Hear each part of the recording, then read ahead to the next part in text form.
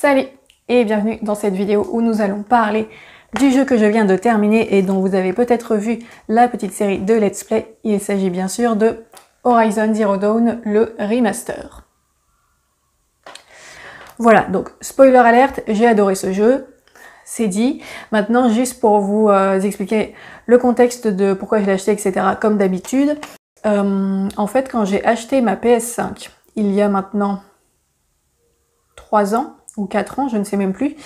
Enfin, quand je l'ai acheté, c'était à l'époque où il n'y en avait pas beaucoup, c'était pas encore la ruée de malades qu'il y avait eu juste au moment de la sortie, c'était un petit peu après, mais elles étaient quand même encore assez rares, et du coup je l'avais acheté dans un pack, mais genre un giga pack, le truc qu'il y avait sur Micromania avec la télé, avec, je sais pas si vous vous souvenez, si vous avez assisté à ça, mais il fallait justement que je change de télévision en fait, et du coup je me suis dit bon bah je vais en profiter, je vais acheter le gigapack avec la PS5, la télé Sony géante, parce qu'il n'y avait pas trop le choix sur les tailles, et il se trouve que dans ce pack il y avait un jeu qui était mis avec, et c'était Horizon Forbidden West, donc l'épisode suivant, enfin la suite de Horizon Zero Dawn.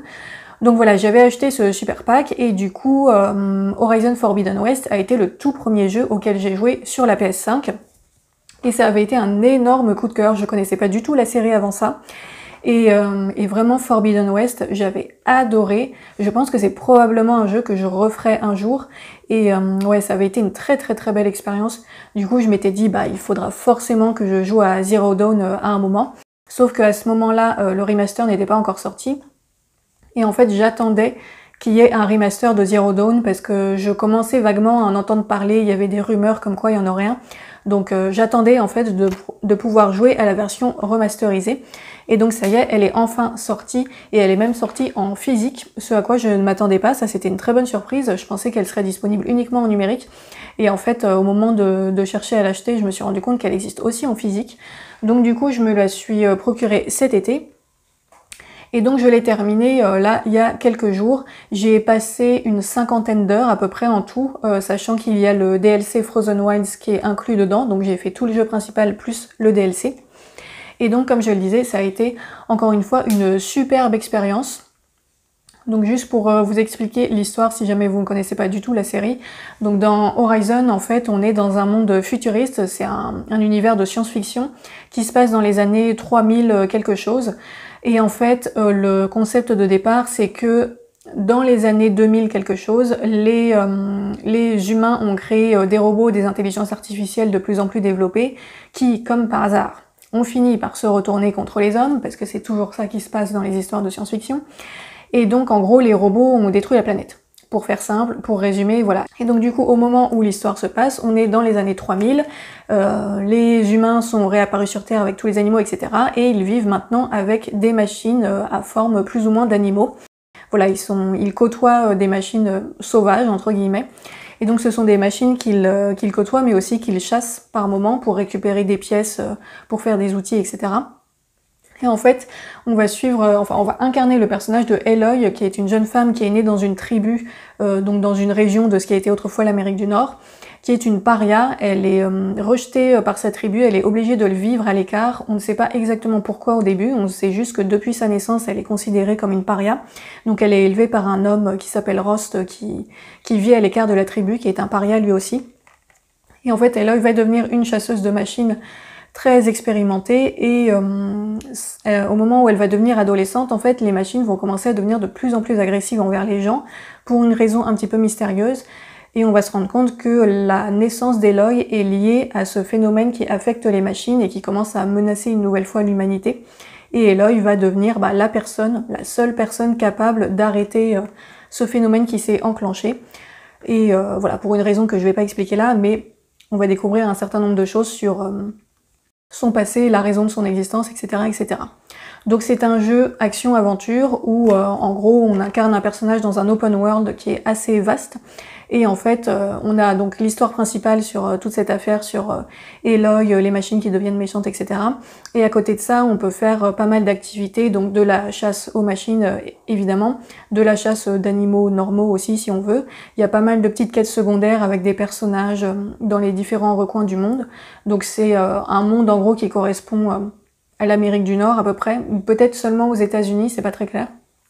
Et donc on a différentes régions, des régions plutôt désertiques, des régions un petit peu tropicales, des régions plus polaires, enfin pas polaires mais plus froides avec des grandes montagnes, etc. Donc un open world assez varié qu'on va devoir parcourir de long en large pour faire l'histoire principale avec un certain nombre d'ennemis à abattre en chemin, plusieurs combats de boss et voilà, toute une histoire assez complexe, comme je le disais, avec pas mal de quêtes secondaires, pour certaines assez importantes. Donc voilà en gros un petit peu le concept du jeu. Et donc comme je vous disais, donc moi j'ai joué d'abord à Forbidden West, donc je me suis pas mal spoilé l'histoire de Zero Dawn, parce que les deux histoires sont quand même pas mal liées. Mais ça m'a pas du tout dérangé. Comme je le disais dans d'autres vidéos, je suis pas très sensible aux spoilers. Quand je me spoil accidentellement, en général, ça me gêne pas trop. Et là, j'étais vraiment contente de découvrir le passé, en fait, de Aloy, puisque moi, je la connaissais uniquement dans sa version, on va dire, Forbidden West, donc où elle est déjà adulte, et où, voilà, j'entendais parler d'événements qui s'étaient passés avant, mais je savais pas trop de quoi il retournait. Donc là, ça y est, je sais enfin ce qui lui était arrivé avant Forbidden West, et notamment par rapport à son enfance.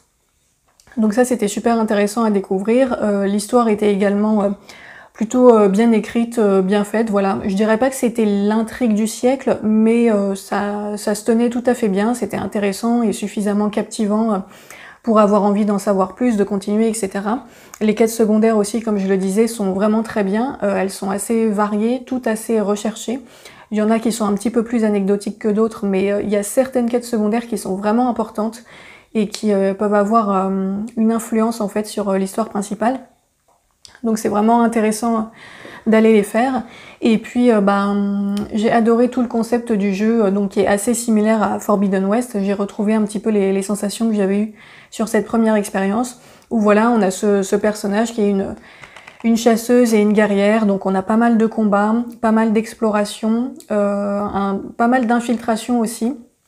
Il y a des activités qui sont vraiment assez variées, et en fait c'est ça que je trouve très bien dans cette série, c'est que c'est une série qui nous laisse vraiment libre d'avoir un gameplay très personnalisé, c'est-à-dire que chaque situation peut s'approcher de façon complètement différente en fait selon ce qu'on a envie de faire.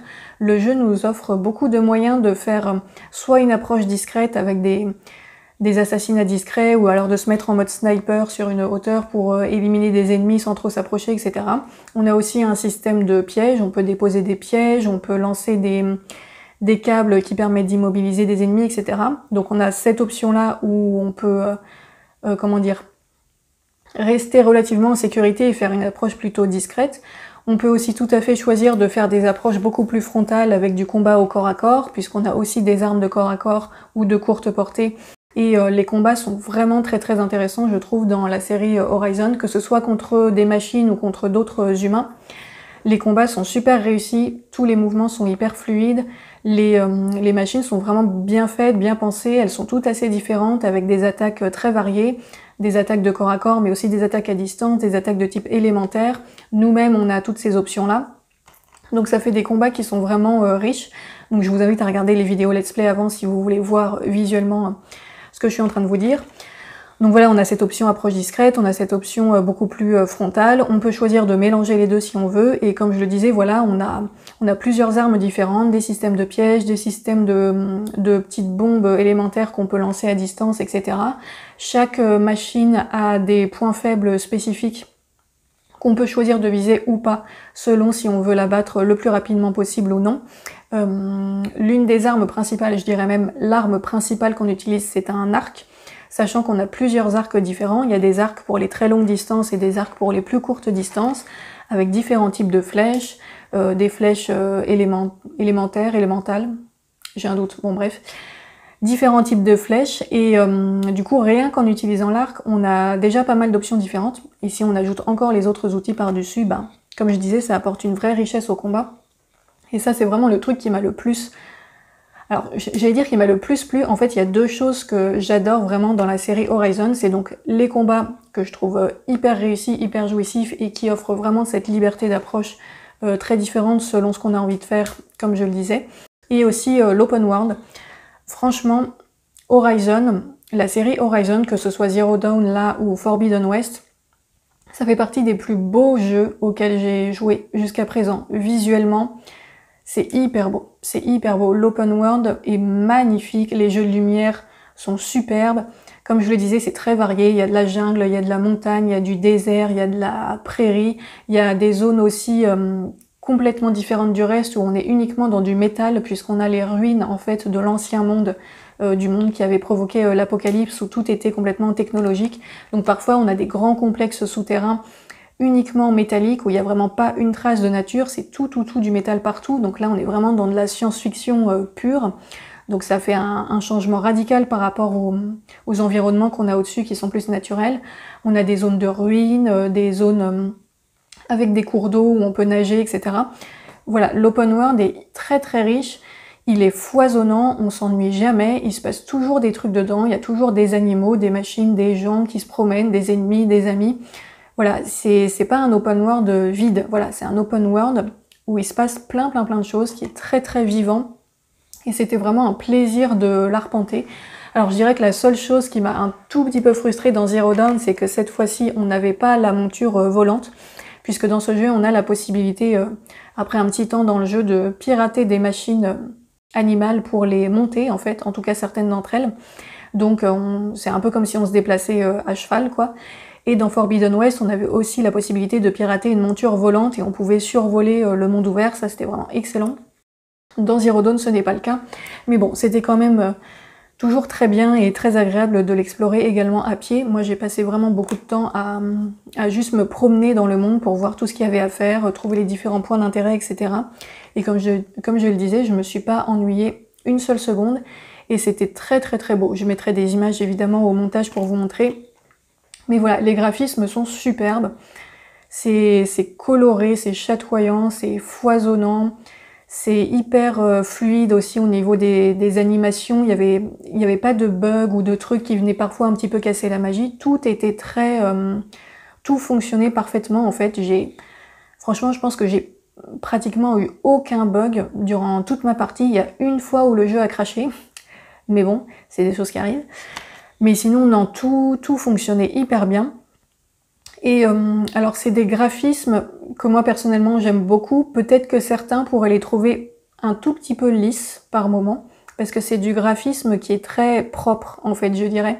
Et c'est vrai que moi j'aime bien aussi quand parfois on a des graphismes un peu sales, dans le sens réaliste, par exemple si, juste pour vous donner une comparaison, dans The Last of Us, on a des ambiances comme ça qui sont beaucoup plus, comment dire, qui sont un peu plus poisseuses, voilà, on sent qu'il y a un peu de saleté, que c'est un peu rugueux par moment. Là, dans Horizon, on est plus dans un monde paradisiaque, en fait, si je puis dire, où tout est lisse, tout est beau, tout est merveilleux, tout est magnifique. Voilà.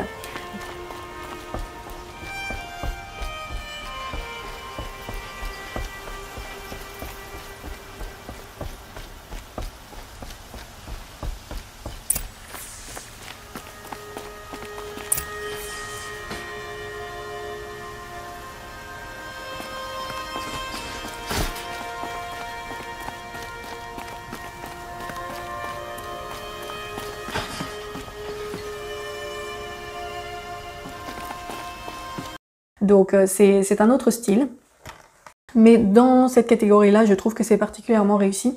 Et voilà, comme je disais, le design des machines est excellent. Il y en a une assez grande variété.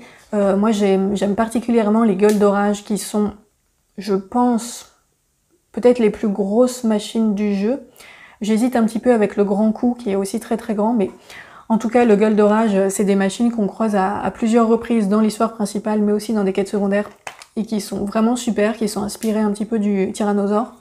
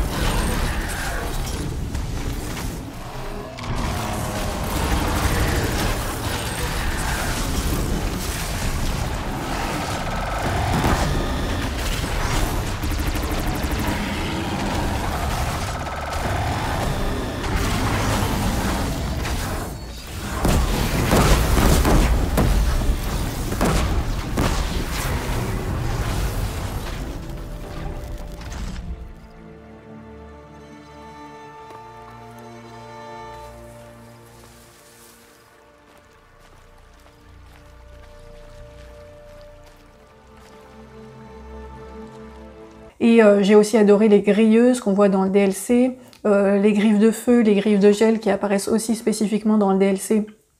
Elles étaient super également.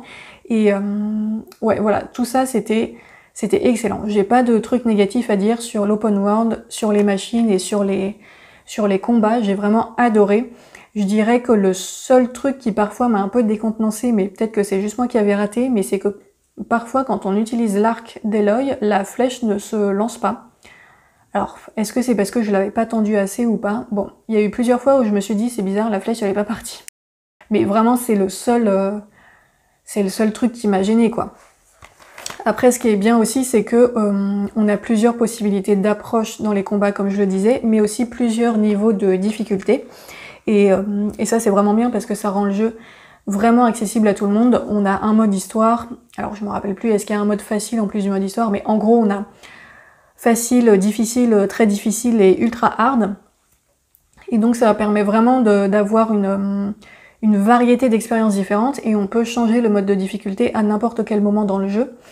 Sauf, je crois, si on est en ultra hard. Je me demande si quand on se met en ultra hard, il nous bloque pas cette possibilité de redescendre. Mais bon, bref.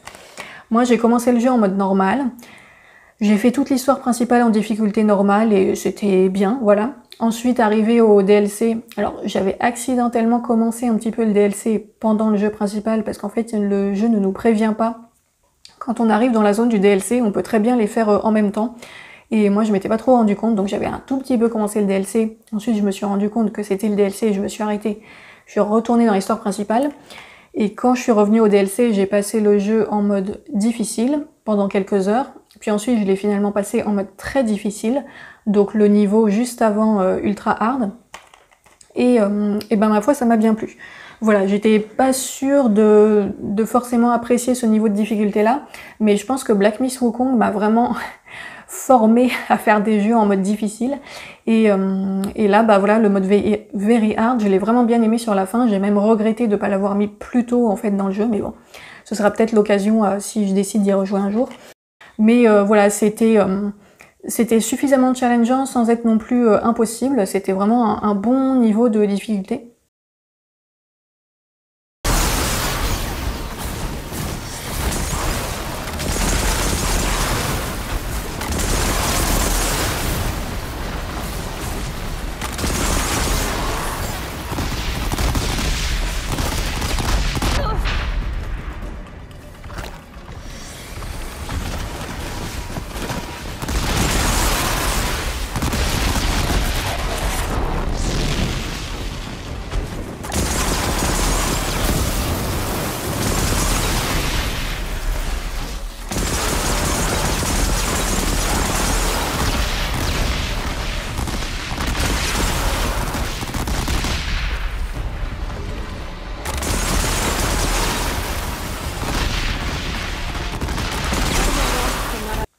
Donc je dirais que si vous aimez bien mettre les jeux avec un peu de challenge, honnêtement je pense que vous pouvez dès le début mettre le jeu en mode difficile ou très difficile. Je n'ai pas testé le mode ultra hard parce que j'ai cru comprendre que c'était plutôt prévu pour le New Game Plus. Et puis j'avais pas non plus envie de me mettre un niveau de difficulté. Voilà, je me suis dit very hard c'est bien, ça me convient, je prends du plaisir avec. Donc voilà, j'ai pas testé le ultra hard, mais il existe aussi, sachez-le. Et donc voilà, que dire d'autre? Les personnages sont bien réussis aussi, le personnage d'Aloy est très attachant, je l'avais déjà bien aimé dans Forbidden West, et là, comme je disais, c'était très intéressant de la découvrir pendant son enfance, d'apprendre un petit peu quels étaient les événements fondateurs qui l'avaient construite, et qui expliquent par la suite sa personnalité aussi dans Forbidden West. Donc voilà, un personnage très réussi, très attachant. C'est une jeune femme plutôt solitaire, comme je disais, elle a grandi en paria, donc elle est pas forcément très à l'aise socialement, mais c'est une jeune femme qui est aussi très forte, qui a beaucoup de personnalité, qui a, j'allais dire le cœur pur, qui a aussi une bonne personnalité entre guillemets. Je trouve plus l'expression que je voulais, mais voilà, qui est toujours prête à aider, à servir les autres, etc. Donc voilà, un personnage vraiment très attachant. Je dirais pas excessivement original, mais bien fait, cohérent et auquel on peut très facilement s'identifier. Donc ça, c'était super chouette. Et puis, bah ouais, que dire d'autre? Tout était vraiment bien, voilà. J'essaye de réfléchir s'il y avait un truc qui m'avait particulièrement gêné ou quoi. Là, honnêtement, j'ai pas grand chose qui me vient à l'esprit. Globalement, ça a été une expérience vraiment très très très positive. Si je peux parler de un point de détail, alors là, vous verrez peut-être pas de quoi je parle si vous n'avez pas fait le jeu, mais dans les options, pour avoir les potions de santé qui sont en bas à gauche de l'écran pendant les combats, je trouve que il y a trop de trucs à la suite et je me suis retrouvée plusieurs fois en train d'appuyer comme une dingue sur le bouton pour essayer d'arriver jusqu'à la potion de santé, de passer toutes les autres potions qu'il y avait avant qui servaient à rien. Et pendant les combats, des fois, c'était un petit peu gênant parce que des fois, je perdais plusieurs secondes à chercher où était passée la potion de santé dans tout le truc. Bon, voilà, c'est du détail, mais je dirais qu'il y avait juste ça où je me suis dit, peut-être qu'ils auraient pu faire un système un tout petit peu plus pratique, avoir vraiment un accès rapide à la potion de santé sans devoir se passer tout l'inventaire à chaque fois en plein milieu d'un combat un petit peu intense. Mais bon, comme je disais, c'est un point de détail, ça n'était pas non plus très très très gênant. Et globalement, bah voilà, c'était super. Donc j'ai mis plusieurs let's play de différents ennemis, principalement de combat. J'ai pas mis de let's play liés à l'histoire principale, au dialogue, etc. parce que je me suis dit que ce serait un petit peu long et peut-être pas forcément très intéressant à regarder. Mais sachez que voilà, il y a beaucoup de cinématiques, beaucoup de scènes de dialogue, beaucoup de développement de personnages. C'est pas que du combat tout le temps. Le combat est une part assez importante, mais on peut vraiment passer beaucoup de temps à faire autre chose si on n'a pas envie de faire que ça. Donc voilà, c'est un jeu qui propose vraiment une expérience qui pourra s'adapter, je pense, à pas mal de gens. Et comme je le disais, même si vous aimez pas trop les combats, à la limite, vous pouvez passer le jeu en mode facile et voilà. Parce que c'est un jeu qui est quand même assez challengeant en fait. Je dirais même en niveau normal, si on n'est pas trop habitué à ce genre de jeu, rien que le niveau normal, je pense, peut donner un peu de challenge quand on arrive sur certaines machines comme les gueules d'orage, les grilleuses, les griffes de feu ou de gel. Elles sont quand même assez dangereuses, faut avoir des réflexes, faut bien gérer son inventaire, etc. Donc c'est un jeu qui propose quand même une expérience de combat un petit peu intense. Et donc, comme je disais, si vous aimez bien ça, je vous invite à tester le mode difficile, très difficile, ultra hard si vous avez envie. Mais voilà, ça propose une expérience combat de qualité, même si ce n'est pas l'entièreté du jeu qui repose sur ça. Et voilà, bon, je vais pas m'étendre pendant 3 heures sur des trucs que j'ai déjà expliqués, mais voilà, c'était... je dirais que c'était presque un coup de cœur. Pourquoi est-ce que je le mets pas en coup de cœur? Je ne sais même pas. Peut-être parce que j'ai quand même préféré Forbidden West. Je dirais que Forbidden West a été un coup de cœur et que celui-ci a été une très très bonne expérience. Dans tous les cas, Horizon fait clairement partie de mes séries jeux vidéo préférées. J'espère qu'il y aura un 3e épisode. Je pense qu'il y en a probablement un 3e qui est prévu, parce que j'ai l'impression que l'histoire n'était pas... Enfin, qu'il y avait une fin un petit peu ouverte sur Forbidden West, donc j'espère qu'il y aura une suite. Et en tout cas, je ne peux que vous inviter à faire ce remaster. Oui, c'est ça que je voulais dire aussi, c'est que ce remaster est vraiment de très très bonne qualité, que ce soit au niveau des graphismes, de la fluidité du gameplay, des commandes, etc. J'ai eu le sentiment d'avoir la même expérience que sur Forbidden West en termes de qualité. J'ai pas du tout eu le sentiment de jouer à un jeu qui était plus ancien. Je trouve qu'à ce niveau-là, ils ont fait un très très bon travail. Les graphismes sont tout à fait au niveau d'un jeu PS5 2025. Le gameplay aussi, voilà, c'était... Alors Forbidden West, j'y ai joué il y a plusieurs années, donc peut-être que je me souviens pas parfaitement. Mais en tout cas, j'ai vraiment eu l'impression que les deux étaient au même niveau de qualité, sur tout ce qui était graphisme et gameplay. Donc voilà, je vous invite vraiment à faire la version remasterisée, qui est très très bien. Bon du coup, je vais m'arrêter là pour cette revue sur Horizon Zero Dawn. Une très très bonne expérience que je ne peux que vous conseiller si vous aimez les jeux d'action-aventure, les beaux open world et les histoires de science-fiction. Et puis moi, je vous retrouverai bientôt avec peut-être une nouvelle série de let's play sur un nouveau jeu, à savoir Alan Wake 2, que j'ai eu pour mon anniversaire. J'hésite à faire un let's play complet dessus, je vais voir. Mais en tout cas, voilà, c'était la revue sur Horizon Zero Dawn. N'hésitez pas à me dire ce que vous en avez pensé, si vous y avez joué, quelles étaient vos machines préférées, vos parties préférées de l'open world. Et puis, dites-moi aussi si ça vous a donné envie d'y jouer, je l'espère. Et puis moi, je vous dis à bientôt pour une prochaine vidéo. Passez un bon week-end et à la prochaine. Salut!